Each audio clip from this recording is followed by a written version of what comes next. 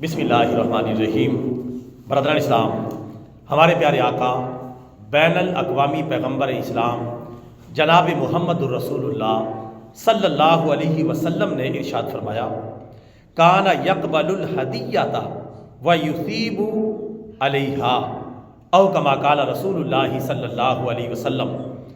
پیارے آقا صلی اللہ علیہ وسلم کی اس فرمان علی شان کا معنی، مطلب اور مفہوم یہ ہے کہ پیارے نبی صلی اللہ علیہ وسلم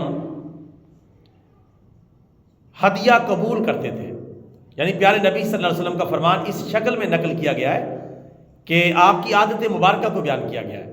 اس شکل میں یہ فرمان علی شان ہے، آپ کا قولی فرمان نہیں بلکہ آپ کی زندگی کو نقل کرنے والا جو بیان ہے، جو حدیث مبارکہ ہے، اس حوالے سے یہ پیارے نبی صلی اللہ علیہ وسلم کا گویا کہ فعلی فرمان ہے۔ اور اس فرمان کی راویہ ہیں ام المومنین حضرت عائشہ صدیقہ طیبہ طاہرہ رضی اللہ تعالی عنہا۔ وہ اس فرمان کو نقل فرماتی ہیں کہ پیارے نبی صلی اللہ علیہ وسلم ہدیہ اور تحفہ قبول فرما لیتے تھے اور اس کا بدلہ بھی عنایت فرماتے تھے۔ یعنی پیارے نبی صلی اللہ علیہ وسلم کی سیرت اور سنت اس حوالے سے کیا ہے، اگر ہدیہ دیا جائے، تحفہ دیا جائے، کوئی گفٹ پیش کیا جائے تو پیارے نبی صلی اللہ علیہ وسلم اس گفٹ کو، تحفے کو، ہدیے کو قبول کر لیتے تھے، لیکن اس کا بدلہ بھی ضرور دیتے تھے۔ یعنی کسی موقع پر یا اسی موقع پر یا کسی اور موقع پر آپ اس ہدیے کا بدلہ دیتے تھے۔ اور آپ صلی اللہ علیہ وسلم کو یہ جو تکیہ ہوتا ہے اس کا ہدیہ، اور اسی طرح خوشبو کا ہدیہ، اس طرح کے ہدایہ جات خاص طور پہ خوشبو والے آپ کو پسند تھے۔ کوئی آپ کو خوشبو ہدیے کے طور پہ پیش کرے اور تحفے کے طور پہ پیش کرے تو آپ صلی اللہ علیہ وسلم اسے قبول کر لیتے تھے۔ اسی طرح کوئی بندہ آپ کو دعوت دیتا، چاہے وہ دعوت معمولی سی بھی ہوتی، یعنی بعض روایتوں میں آتا ہے کہ بکری کے کھر بھی کہیں پکے ہوتے ہیں، جس طرح آج کل تو یہ باقاعدہ کاروبار بن گیا، اس دور میں تو بہت کم اس کو استعمال کیا جاتا تھا، بڑی مشکل تھا۔ اب تو مشینیں آ گئی ہیں جس کو کھروڑے کہتے ہیں، اب تو بنے بنائے تیار شدہ مل جاتے ہیں۔ پیارے نبی صلی اللہ علیہ وسلم کو اگر کوئی کھروڑوں کی دعوت دیتا، اب یہ تھوڑی سی عام چیز سمجھی جاتی ہے نا، مہمان کے لیے تو عام طور پہ کھروڑے کم پکائے جاتے ہیں، زیادہ تر تو اچھا گوشت، بغیر بوٹی والا گوشت، ملائی بوٹی، اب تو کیا کیا نکل آیا ہے۔ لیکن پیارے نبی صلی اللہ علیہ وسلم کو اگر یعنی معمولی سے گوشت پکا کے آپ کو دعوت دی جاتی، آپ انکار نہیں کرتے تھے، آپ اس کی دعوت کو قبول کرتے تھے اور اس کے گھر تشریف لے جاتے تھے۔ اور ہمارے پیارے نبی صلی اللہ علیہ وسلم کی یہ بھی عادت مبارکہ ہے کہ آپ دعوت کو رد نہیں کرتے تھے جب تک کوئی گناہ اس میں شامل نہ ہو۔ اس لیے ایک حدیث مبارکہ میں بھی ہے، اگر کسی کو دعوت دی جائے اور اس میں کوئی اللہ کی نافرمانی نہ ہو تو اسے وہ دعوت رد نہیں کرنی چاہیے، قبول کر لینی چاہیے۔ بغیر کسی وجہ کے کسی کی دعوت کو رد کرنا یہ اللہ کے پیارے رسول کی نافرمانی ہے۔ یہاں تک آ گیا، یہ نہ دیکھیں کیا پکا ہے کیا نہیں پکا، بس دعوت قبول کر لیں۔ کسی نے محبت سے دی ہے، پیار سے دی ہے، ایک اس نے اچھے طریقے سے اظہار کیا ہے، اس کی دعوت قبول کر لیں۔ یہ نہیں کہ جہاں اچھا کھانا بنا ہو وہاں تو پہنچ جائیں لگوٹے کس کے، اور جہاں نارمل بیچارے غریب نے دعوت اس نے کیا اس نے کھلانا ہے، چھوڑو، مس کر دیتے ہیں، بلکہ وہ خرچہ بھی پورا نہیں ہوگا جو صبر کر کے جائیں گے، ایسی باتیں ہم کر دیتے ہیں۔ تو یہ کوشش کرنی چاہیے جو دعوت دے اخلاص کے ساتھ، محبت کے ساتھ، اور وہاں کوئی گناہ بھی نہیں ہو رہا تو پھر اس دعوت کو قبول کر لیں۔ اور جہاں گناہ ہو رہا ہے تو وہاں کوشش کریں، ان کو وارننگ دیں، سمجھائیں کہ بھئی یہ گناہ یہاں ہوتا ہے تو ہمارے لیے آنا مشکل ہوگا، کہہ دیں۔ جب وہ دعوت دے کر گناہ کرنے سے نہیں شرما رہا تو آپ اس گناہ کا رد کر کے دعوت کا انکار کرنے سے کیوں شرمائیں؟ آپ کو پتہ ہے میں اگر گیا تو اس گناہ میں مجھے لازمی ملوث ہونا پڑے گا، اور میں روک بھی نہیں سکتا، سمجھا بھی نہیں سکتا، کوئی اپیل بھی اور درخواست بھی نہیں کر سکتا، پھر تو جانا نہیں چاہیے۔ لیکن اگر آپ کو پتہ ہے کہ میں وہاں جا کے انشاءاللہ آواز اٹھاؤں گا، بات کروں گا، چاہے وہ مانے یا نہ مانے، میں تبلیغ ضرور کروں گا، اچھی نیت سے جانا جائز ہوگا، لیکن گناہ ہو رہا تو وہاں سے سائڈ پہ ہو جائے۔ جب وہ مان ہی نہیں رہے، آپ نے سمجھا دیا۔ بعض اوقات دیکھیں نا، آپ شادی حالوں میں جاتے ہیں، موسیقی بج رہی ہوتی ہے اور جھوم رہے ہوتے ہیں سارے، کوئی ان کو منع نہیں کرتا، اس موسیقی میں کچھ بھی نہیں، کبھی کبھی تو گانے چل رہے ہوتے ہیں، کبھی کبھار ویسے ہی دھیمی سی موسیقی، تاکہ یہ جو شادی والے کوئی گناہ کرنے سے بچ نہ جائے، وہ چلائی ہوتی ہے انہوں نے۔ کوئی ایک بندہ بول پڑے کہ یار یہ بند کر لیں، موسیقی جو ہے اسلام میں ناجائز ہے، بول پڑا تو انشاءاللہ اس سے گناہ ختم ہو جائے گا۔ جتنی وہ احتیاط کرے وہ لازمی کرے۔ میں تو الحمدللہ جہاں بھی جاتا ہوں ایک دفعہ توجہ ضرور دلاتا ہوں، کوشش کرتا ہوں بند کروا کے چھوڑوں۔ ہم کیوں دوڑیں؟ گناہ کو دوڑائیں، ہم کیوں بھاگیں؟ گناہ کو بھگائیں حتی الامکان۔ ہاں اگر پتہ ہے کہ وہ بند بھی نہیں کر رہے اور کوئی راستہ بھی نہیں ہے تو پھر کم از کم اتنی دیر کے لیے وہاں سے الگ ہو جائیں، جب دعوت شروع ہو تو پھر آپ اس میں شرکت کر لیں تاکہ دونوں معاملات ہو جائیں۔ تو ہمارے پیارے نبی صلی اللہ علیہ وسلم کی عادت مبارکہ تھی، آپ دعوت کو قبول کر لیتے تھے۔ دعوت کو عام طور پہ قبول کر لینا چاہیے جب تک کہ گناہ نہ ہو۔ اگر آپ کو پتہ ہے میں لازماً گناہ میں ملوث ہوگا، پھر دعوت سے انکار کر لیں، پھر کوئی گناہ نہیں ہے۔ اور اس حدیث مبارکہ میں جو بتایا گیا ہے کہ پیارے نبی صلی اللہ علیہ وسلم ہدیہ تحفہ قبول فرما لیتے تھے اور اس کا بدلہ بھی دیتے تھے۔ مثال کے طور پہ آپ کو خوشبو پیش کی گئی تو آپ بدلے میں خوشبو دے دیتے تھے یا کوئی اور انعام دے دیتے تھے۔ تو یہ بھی ہمیں رویہ اختیار کرنا چاہیے، تحفے قبول ہی نہ کریں، تحفوں کا بدلہ بھی دینا چاہیے تاکہ اس کا بھی دل خوش ہو اور تحفہ دینے کا ماحول بنے، ہدیہ دینے کا ماحول بنے، کیونکہ تحفہ دینے سے محبتیں بڑھتی ہیں، محبتوں میں اضافہ ہوتا ہے۔ ایک حدیث مبارکہ میں تہادو تہابو، کہ ایک دوسرے کو تحفے دیا کرو، ایک دوسرے سے محبت بڑھ جائے گی۔ تو تحفہ دینے سے کوشش کریں تحفے زیادہ اچھے دیں، قرآن پاک کا تحفہ دے دیں، ترجمہ والے قرآن پاک کا تحفہ دے دیں، اور کوئی اچھی سی کتاب گفٹ کر دیں، یہ تحفے زیادہ دیں۔ یہ جو دنیا داری کے تحفے ہیں ان کا تو کوئی اینڈ نہیں ہے۔ آپ اچھا تحفہ دیں تاکہ آپ کا تحفہ بھی آپ کے لیے صدقہ جاریہ بنے۔ میری عام طور پہ عادت ہے شادیوں کے اندر کہیں مجھے شرکت کرنا پڑے تو میں قرآن پاک کا تحفہ پیش کرتا ہوں، قرآن پاک کا، جیسا یا تو سادہ قرآن پاک اور یا پھر جو ہے ترجمہ والا قرآن پاک، اس کا تحفہ پیش کرتے ہیں جو ہے تاکہ ہمارے لیے صدقہ جاریہ بنے۔ تو ایک اچھا تحفہ پیش کریں۔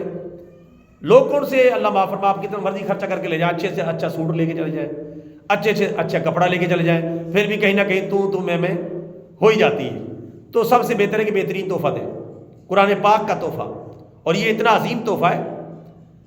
امام شافعی رحمۃ اللہ علیہ سے ایک دفعہ ایک مسئلہ پوچھا گیا، ایک بندہ آیا، اس نے کہا جی میں نے قسم اٹھائی ہے میں اپنی بچی کو تحفے میں یعنی جہیز کے سامان میں دنیا کی ہر چیز دوں گا۔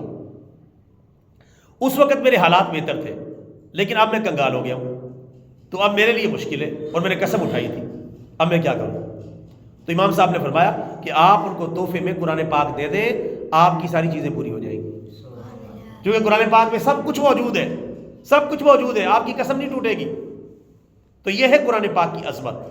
تو تحفے دینے چاہیے، تحفے قبول کر لینے چاہیے، اور تحفوں سے محبت بڑھتی ہے اور کنجوسی سے محبت گھٹتی ہے۔ یعنی تحفے اپنے لیے تو قبول کرتے جائیں لیکن ان کو کوئی جو ہے بدلے میں تحفہ نہ دیں، اگرچہ واجب نہیں تحفہ دینا، بدلے میں تحفہ دینا کوئی واجب نہیں، ضروری نہیں ہے، لیکن یہ اخلاقی ایک چیز ہے کہ جب آپ کو تحفہ ملے تو آپ بھی کچھ نہ کچھ ہدیہ پیش کر دیں، تحفہ دے دیں، لیکن جو تحفہ دینے والا وہ توقع نہ رکھے، وہ اللہ کی رضا کے لیے تحفہ دے، یہ نہیں کہ وہ بھی 500 کے 1000 کا حساب لگائے بیٹھا ہو، 1000 کے 2000 کا حساب لگائے بیٹھا ہو، وہ بھی ایسا نہ ہو۔ آج کل بڑے ٹوٹ کے چلتے ہیں، شادی بیاہ کے موقع پر، لین دین کے موقع پر بڑے ٹوٹ کے چلتے ہیں، عورتیں بھی بڑے ٹوٹ کے آزماتی ہیں، کتنا لے کے جائیں گے، اتنا واپس آئے گا، اتنا یہ دیں گے تو یہاں سے یہ ملے گا، ان کو نہ دو، یہاں سے کچھ نہیں آنے والا، یہاں دو یہاں نہ دو، یہ نہیں رکھنا چاہیے۔ دل بڑا رکھے، جہاں دینا دے، توقع نہ رکھے۔ یہ ایک مسلمان کا جذبہ ہونا چاہیے کہ میں اللہ کی رضا کے لیے دے رہا ہوں، مجھے کوئی بدلہ نہیں چاہیے، آپ نے کبھی تحفہ دینا ہے، آپ کی مرضی نہیں دینا، مجھے کوئی دلچسپی نہیں ہے۔ یہ ہوتا ہے تحفہ جس میں لالچ چھپا ہو، لالچ جس طرح کہ پہلے نیوندرا ہوتا تھا، نیوندرا نہیں نوتا، رجسٹروں میں لکھا جاتا تھا، آج کل تو اللہ کا شکر ہے اس کا کھانا خراب ہو گیا ہے، ختم ہو گیا ہے۔ اب تھوڑے بہت جو ہے نا شادی ہالوں کے سامنے بیٹھے ہوتے ہیں، کرسیاں میز لگا کے، وہاں ایک کاپی سے نکال کے بیٹھے ہوتے ہیں کہ بھئی کوئی آپ نے تعاون کرنا ہے تو کریں، تو وہ بھی اگر عادت ختم ہو جائے تو اچھی بات ہے، اس کی بھی ضرورت نہیں ہے۔ مہمان کھانا کھانے کے لیے آئے، دعوت میں آئے، اور آپ ان کے اوپر جگہ ٹیکس لگا کے باہر گیٹ پہ بیٹھے ہوئے، وہ بھی بیچارے شرماتے کھاتے ہیں، کچھ کنی کترا کے نکلتے ہیں، کچھ ایسے بھی ہیں کہ دینا بھی کچھ نہیں، کنی کترا کے نکلتے ہیں۔ تو بہتر ہے جب دعوت دی ہے، ہاں اگر پھر بھی کوئی ویسے بیٹھ جاتا ہے کہ کوئی کسی نے بطور تحفہ کوئی تعاون کرنا ہے تو کرے، پابندی کوئی نہیں، گنجائش تو ہے لیکن اچھی عادت نہیں ہے، اس سے بھی بچنا چاہیے۔ اور یہ جو پکا دینا تھا کہ جہاں سے 500 دیں گے تو یہاں 1000 ملے گا، سلامیاں لکھ لیتے تھے، نیوتا لکھ لیتے تھے، یہ تو بالکل ہی ناجائز ہے۔ کیوں؟ اس لیے کہ اللہ تعالیٰ قرآن پاک میں فرماتا ہے وَلَا تَمْنُن تَسْتَكْثِرْ، زیادہ لینے کی نیت سے احسان مت کرو، زیادہ لینے کی نیت سے احسان مت کرو۔ ذرا آپ بھی بول کے کہیں کیا بات ہے قرآن پاک میں، زیادہ لینے کی نیت سے احسان مت کرو۔ اور یہ جو نیوتا ہے، سلامی ہے، یہ زیادہ لینے کی نیت سے احسان ہو رہا ہے کہ نہیں ہو رہا؟ ہو رہا ہے، یہ ناجائز ہے۔ گفٹ دینا تو دل بڑا کر کے دے، اور تو بڑی آتے نا اپنا ہے، ادھر بس یہ دینا ہے، ادھر سے کچھ یہاں دستیاب ہوگا، ادھر سے اتنا ہی دینا ہے، یہاں سے کچھ نہیں ملے گا، یہ تو اپنا بدلہ بھی نہیں چکائیں گے۔ میں اتنا پیارا سوٹ لے کے گئی، ان ظالموں کو اتنی شرم نہیں آئی، اتنا ہلکا سا سوٹ اٹھا کے لے آئے، میرا 5000 کا سوٹ تھا اور یہ 1500 کا 1000 کا سیل سے اٹھا کے لے آئے۔ اللہ معاف فرمائے، یہ کون سا تحفہ ہے؟ یہ تو اللہ معافی دے کسی کو بیزت کرنے والی بات ہے، اس سے بہتر تھا آپ تحفہ نہ دیتے، یہ زیادہ بہتر تھا۔ تو اس لیے ہمیں جو تحفہ دینا چاہیے وہ دل کی خوشی کے ساتھ اپنے بھائی کے احترام کے لیے دینا چاہیے، کوئی توقع نہ رکھے۔ ہاں کبھی مل جائے تو اسے قبول کر لے، نہیں ملتا توقع نہ رکھے، لیکن عادت یہ ہونی چاہیے، پیارے نبی کی عادت یہ تھی کہ آپ تحفہ قبول بھی کر لیتے تھے اور تحفے کا بدلہ بھی دیتے تھے۔ یعنی بدلہ دیا جائے اچھی بات ہے، لیکن پابند بنانا یہ ٹھیک نہیں ہے کہ کسی کو پابند بنا دے کہ یہ آپ نے کام کرنا ہے اور لازمی کرنا ہے، پھر یہ پابندی ہو جاتی ہے اور اس میں ممانعت کی شکل نکل آتی ہے۔ تو ہمیں تحفے دینے چاہیے، لینے چاہیے، لیکن اللہ تعالیٰ کی رضا اور خوشنودی کے لیے۔ توقع نہ رکھیں، امید نہ رکھیں، نیکی کر اور دریا میں ڈال۔ اب ہمارا زمان آگے، نیکی کر فیس بک پہ ڈال، سب کو بتاؤ، سب کو بتاؤ۔ یہ ہماری پوری قوم اس طرح بگڑی ہوئی ہے، یعنی سارا بجٹ لگے گا سڑک کے اوپر، روڈ کے اوپر، ہماری ٹیکسوں کا جو حکومت کے پاس ہمارے ٹیکس اور خزانے میں جمع ہے ان سے پیسہ لگے گا، لیکن تختی لگے گی متعلقہ MNA MPA یا چیئرمین، اس کے نام کی تختی لگے گی، خصوصی کاوش یا خصوصی فلاں، یہ اتنے گرانٹ، حالانکہ وہ سارا پیسہ عوام کا ہوتا ہے اور حکومت کے خزانے میں ہوتا ہے، لیکن اپنے نام کی ایک بڑی سی تختی ضرور لگوائیں گے تاکہ یہ برقرار رہے۔ لیکن اب ایسا ہو گیا ہے، اگلی حکومت آتی ہے وہ تختیاں پھوڑ دیتی ہے اور وہ اپنا ہی کوئی جگاڑ لگا رہی ہوتی ہے۔ اب تو تختیاں بدلنا کے کام شروع ہو گیا ہے کہ یہ روڈ انہوں نے نہیں، ہم نے بنایا تھا، یہ انہوں نے شروع ہی کیا تھا، یہ آدھا چھوڑ کے بھاگ گئے تھے، باقی آدھا ہم نے تمہارے ہی پیسوں سے خرچ کیا ہے، لیکن اب اپنی تختی لگائیں گے۔ یعنی یہ اللہ معافی دے پورا ہی ہمارا حساب کتاب میں سے بگڑا ہوا ہے۔ ہم چاہتے ہیں کہ ہماری تعریفیں کی جائیں۔